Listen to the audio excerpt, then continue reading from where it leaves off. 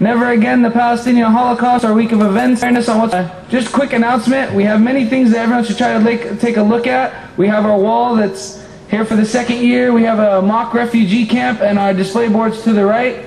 We also have a few things for sale if you want to check it out. We're going to be starting off with a recitation from the Quran by Muhammad Galad.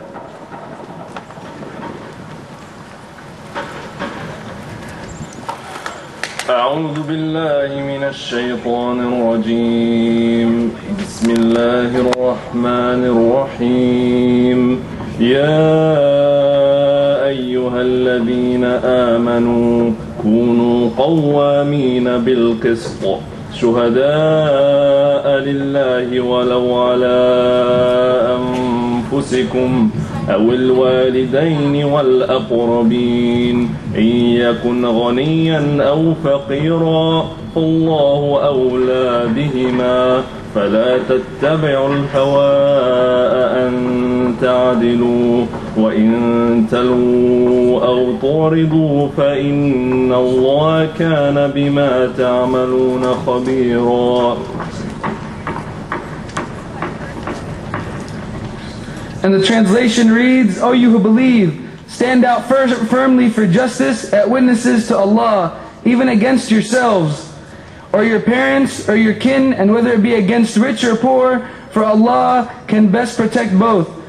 Follow not the lusts of your heart, lest you swerve. And if you distort justice or decline to do justice, verily Allah is well acquainted with all what you do. And he went on to say, O you who believe in Allah and His Messenger and the Scripture, which He has sent to His Messenger, and the Scripture which He has sent to those before Him. Any who denies Allah, His angels, and His books has gone astray. Just a quick, before we get started, I suggest everyone stays till the end because we have a nice little surprise. But to introduce our speaker, we have Jim Lafferty here. He's the director of the National Lawyers Guild in Los Angeles, and he's the interim manager of public radio station at KPFK. And he hosts the weekly public affairs show, the Lawyers Guild Show. It's heard every Thursday at 7 o'clock. Mr. Lafferty has been a leader in the peace and social justice movements of this country for over 40 years now. During the war in Vietnam, he was a national coordinator of the National Peace Action Coalition, which organized the largest protests against the war. He is currently on the board of the International Answer Anti-War Coalition, as well as the board of the Office of the Americas. He has taught at the University of Michigan Law School and the New School for Social Research in New York City. He's currently a fellow at the University of Southern California's Institute for the Humanities. Without further ado, Jim Lafferty. Thank you. Thank you, my friend. Yeah, I'm wearing this. I just realized I put this hat on because of the sun. It's one of the Lawyers Guild's legal observer caps. I don't think I'm going to need it today. Although one never knows when you talk about this issue. On this, the 60th anniversary of the creation of the State of Israel by the Western powers, I suppose we can all be forgiven for wondering aloud how the Palestinian people, and for that matter the Jewish people, would be faring today if Israel had been created in, say, Germany or Italy instead of in the homeland of the Palestinian people. Now, I know the flyer for today's program said I would be talking about the plight of the Palestinians in Gaza, and I'm certainly going to do that. But I want to do more than that, because that horrific story is but another chapter in the 60 years long saga of inhumane, criminal, and yes, genocidal actions by the government of Israel against the people of Palestine. After all, this is not the first time that the Israeli authorities have tried to starve to death the people whose country they occupy. This is not the first time that checkpoints have kept Palestinians from reaching a hospital or their place of business. It isn't the first time collective punishment has been employed. It's not the first time that Palestinian children find themselves with no school to attend.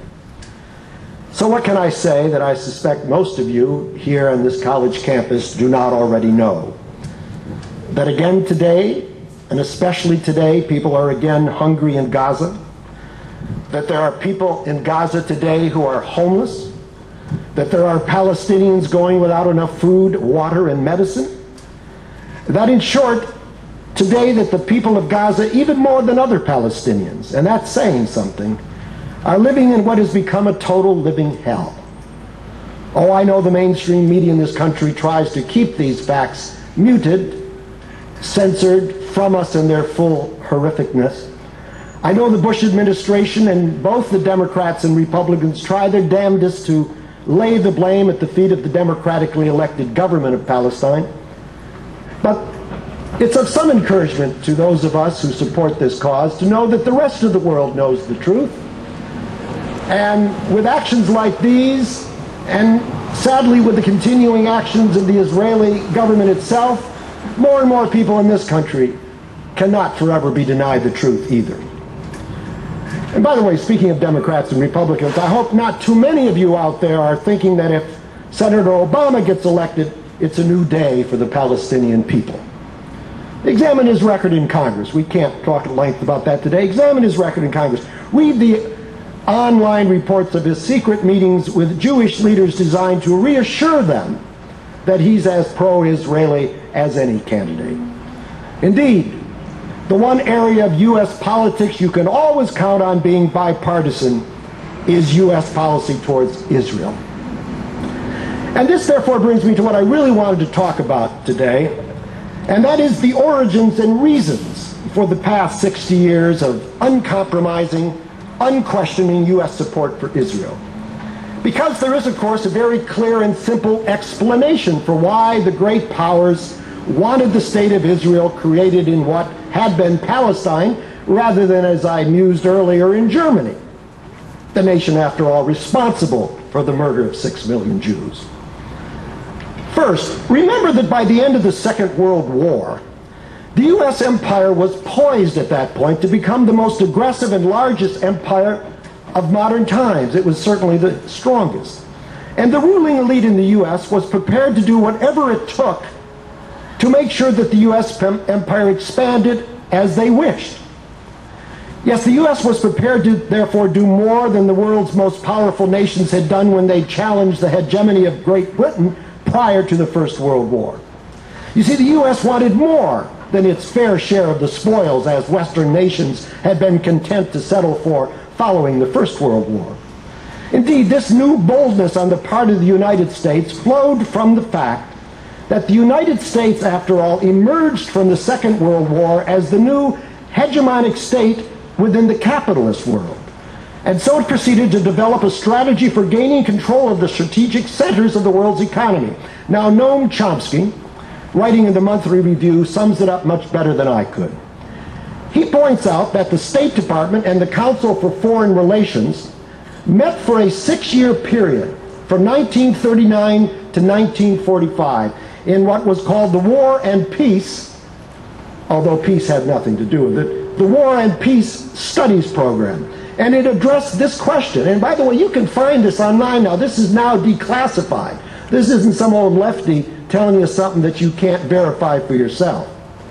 Here's the question that the leaders of this country said they were addressing. How do we organize the world? Was the question. And Chomsky says of this plan, and I quote, "They drew up a concept known as the Grand Area Planning, where the grand area is defined as the area which in their terms was, and again quoting from the documents, strategically necessary for world control." It has nothing to do with democracy. It's got nothing to do with human rights. It's got everything to do with how you strategically, and what is strategically necessary for world control. He goes on, the War and Peace Program determined that the minimum area strategically necessary for world control included the entire Western Hemisphere, the former British Empire, which they were in the process of dismantling, and the Far East. That was the minimum, and the maximum was the universe. Somewhere between the two came the concept of the grand area, and the task of how to organize it in terms of financial institutions and planning. This, concludes Chomsky, is the framework that has remained constant throughout the post-war period. Now think about it for a minute. This plan was not just a bunch of megalomaniacs' pipe dream. Indeed, if you think about it, it's worked out so far pretty much as intended and desired. Of course, for the plan to work, it was essential to control, first and foremost, the Middle East.